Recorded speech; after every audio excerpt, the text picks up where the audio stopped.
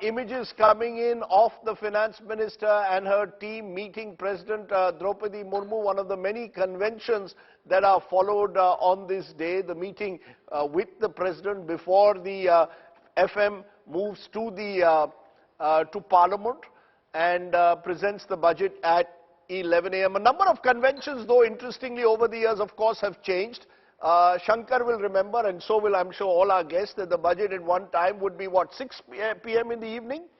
5 p.m. in the evening, because you had to match Greenwich Mean Time and GMT, so it was almost a colonial tradition that lasted for several years, for several decades, in fact. You also had it on the last day of February, and it's now moved to the 1st of February. There are those, of course, who would want the entire cycle to change and possibly move it to match it to the calendar year. There have been demands for that as well. Rajiv Kumar, former chairperson, Niti Aayog, joining us. Rajiv, are there conventions that you remember that need to be changed? This is, of course, something that will always be there, the meeting with the president. Always a demand, has been a demand that the budget be moved to October to coincide with the with the high season of the economy, and also with the Hindu calendar, because the businessmen and traders close their books on Diwali, etc., etc. And I was a member of a committee headed by Shankaracharya for the change of calendar.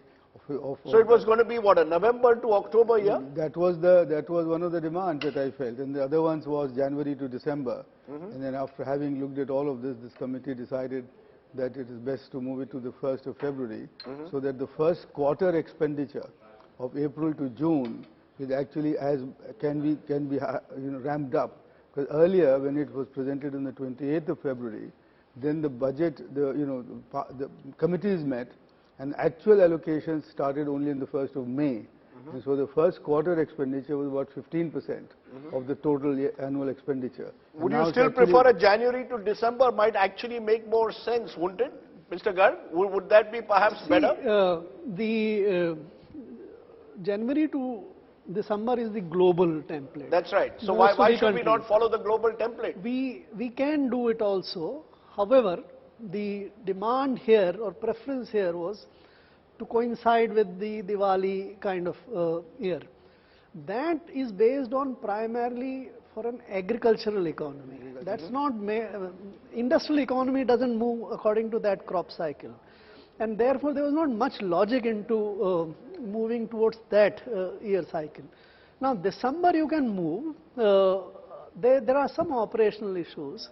If you have to present get the 1st January as the starting point, then you have to produce, you have to present your budget, let's say somewhere in 1st of November or something, give 2-month cycle to get through the parliament and others, or somewhere around middle of November.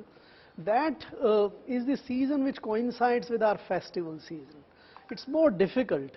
And today, when you have the estimates of expenditures and taxes, which are largely related to industrial and digital economy, not agricultural economy, it doesn't really make sense. So I think we can, there is no great advantage, but there is no disadvantage either if you move to 1st. Okay.